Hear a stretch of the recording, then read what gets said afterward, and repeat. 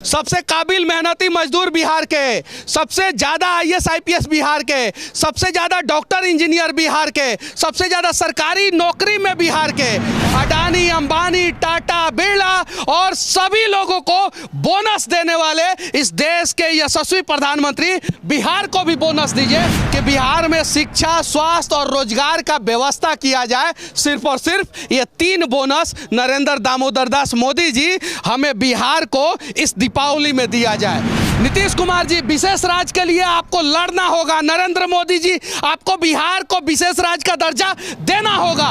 सत्ता के शीर्ष सिंहासन दिल्ली में जिस भी पार्टी के नेता बैठे हो, चाहे वो मनमोहन सिंह हो या मोदी जी हो, वो सभी लोग बिहार को जंगल राज समझते हैं, बिहार को मजदूरों का राज समझते हैं। और बिहार में इंडस्ट्री नहीं लगने का सबसे बड़ा कारण यह है कि दुनिया में सबसे ज्यादा मेहनती मजदूर बिहार के लोग होते हैं। और अगर बिहार के लोग बिहार से बाहर मजदूरी करने नहीं जाएंगे तो इस देश के सभी राज्यों का इंडस्ट्री चौपट हो जाएगा। जिस दिन बिहार के लोग चुनाव से पहले अपने बच्चों के आंखों में आंखें डाल के ये कहेंगे कि बाबू, इस बार जो है मैं किसी नेता का भविष्य नहीं बनाने जा रहा हूं, इस बार मैं अपने बेटा का भविष्य बनाने जा रहा हूं। अभी मैं बिहार का सबसे बड़ा रेलवे स्टेशन पे हूं और आज से 2 दिन बाद दीपावली है। मैं इस देश के यशस्वी प्रधानमंत्री जी से बिहार के लिए बोनस मांगने जा रहा हूं।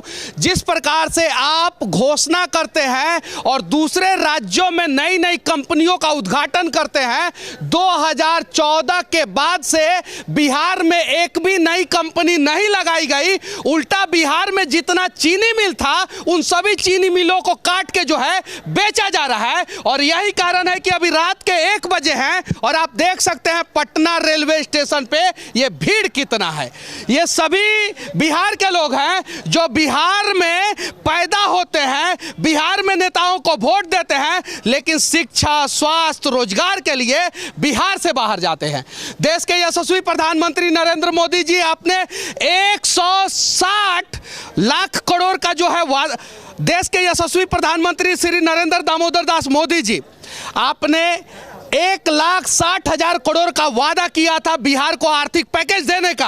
आपने आर्थिक पैकेज नहीं दिया, बिहार को विशेष राज्य का दर्जा नहीं मिला, बिहार में इंडस्ट्री नहीं लगा, चीनी मिल का जो आपने वादा किया था वो चीनी मिल बिहार में नहीं खुला। और यही कारण है कि रात के 1 बजे भी बिहार के रेलवे स्टेशनों पे इतना भीड़ रहता है। ये सभी लोग आने वाले नहीं हैं, इनमें से 90% लोग जाने वाले में से हैं। तो विनती है कि धनतेरस के अवसर पे, दीपावली के अवसर पे अडानी अंबानी टाटा बिरला और सभी लोगों को बोनस देने वाले इस देश के यशस्वी प्रधानमंत्री बिहार को भी बोनस दीजिए। और इस दीपावली के अवसर पे बिहार में नया 5 कंपनियों का शिलान्यास कीजिए। हालांकि हमें पता है कि आप ऐसा नहीं करेंगे, क्योंकि सत्ता के शीर्ष सिंहासन दिल्ली में जिस भी पार्टी के नेता बैठे हो, चाहे वो मनमोहन सिंह हो या मोदी जी हो, वो सभी लोग बिहार को जंगल राज समझते हैं, बिहार को मजदूरों का राज समझते हैं, इसीलिए बिहार में विकास नहीं करते हैं। एशिया का सबसे बड़ा चीनी मिल बनमनखी चीनी मिल, एशिया का सबसे पुराना चीनी मिल मड़ौरा में जो चीनी मिल था वो सारा चीनी मिल धीरे धीरे बंद हो रहा है। और एक चीनी मिल की वजह से 50-50 हजार लोगों को प्रत्यक्ष और अप्रत्यक्ष रूप से रोजगार मिलता था। अब वो 50 हजार लोग जो बेरोजगार हो जाते हैं, वो सस्ते दरों पे बिहार से बाहर जाकर मजदूरी करते हैं। उनके लिए कोई क्यों नहीं आवाज उठाता है? सिर्फ और सिर्फ चुनाव के समय में बिहार के लोग आपको लोगों को क्यों याद आते हैं?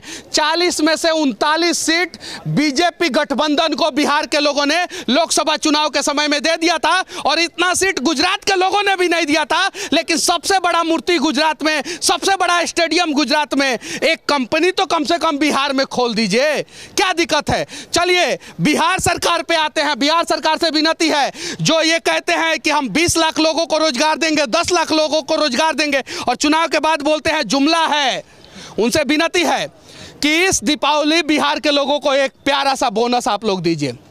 बिहार में रोजगार की पे बात हो, बिहार के लोगों के लिए रोजगार की बात हो, बिहार में एशिया का सबसे बड़ा अस्पताल पीएमसीएच बनने वाला है, लेकिन पीएमसीएच में आज जितने भी लोग आईसीयू में जाते हैं उनमें से 90% लोग जो है वो जिंदा वापस नहीं आते। ऐसा क्यों होता है? विनती है आप लोगों से, और इन बिहार के लोगों से भी विनती है, इसमें हिंदू है, मुसलमान है, सिख है, ईसाई है, बौद्ध है, उसके अलावा हर एक धर्म के, हर एक जाति के लोग हैं। ये चुनाव के समय में जाति नामक अफीम जो है अपने अंदर इतना ज़्यादा घुसा लेते हैं कि इन्हें समझ में नहीं आता है कि बिहार के विकास के लिए वोट दे रहे हैं कि हम नेताओं के विकास के लिए वोट दे रहे हैं। जिस दिन ये लोग बिहार के विकास के लिए वोट देना शुरू कर देंगे उस दिन मैं दावे के साथ कह सकता हूं कि दीपावली के लिए बोनस मांगने हमें रेलवे स्टेशन पे नहीं आना होगा और यहां से नरेंद्र मोदी जी के आगे हाथ फैला के बिहार के लिए बोनस नहीं मांगना होगा। अगर आप लोग बोनस देना चाहते हैं तो कम से कम इस बार बिहार को एक बोनस जरूर dीजिए कि बिहार में रोजगार सृजन करने के लिए कंपनियों का स्थापना होगा। नीतीश कुमार जी, विशेष राज्य के लिए आपको लड़ना होगा। नरेंद्र मोदी जी, आपको बिहार को विशेष राज्य का दर्जा देना होगा। सन 2000 में झारखंड को आप लोगों ने अलग कर दिया क्योंकि बिहार को भी आप लोगों को लूटना था, झारखंड को भी लूटना था। झारखंड अलग हो गया, वो खनिज संपदा लेके अलग हो गया, लेकिन पिछले 22 साल में झारखंड का कुछ विकास नहीं हुआ, सिर्फ और सिर्फ झारखंड के नेताओं का विकास हुआ।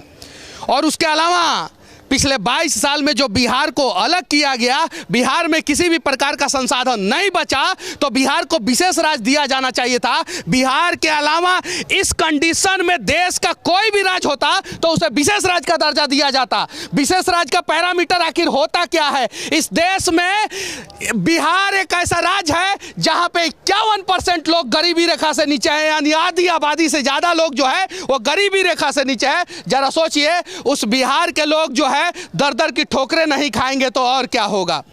बिहार के बहुत सारे नेता हैं जो संसद भवन में बैठे हैं, राज्यसभा में बैठे हैं, विधानसभा में, विधान परिषद में बैठे हैं।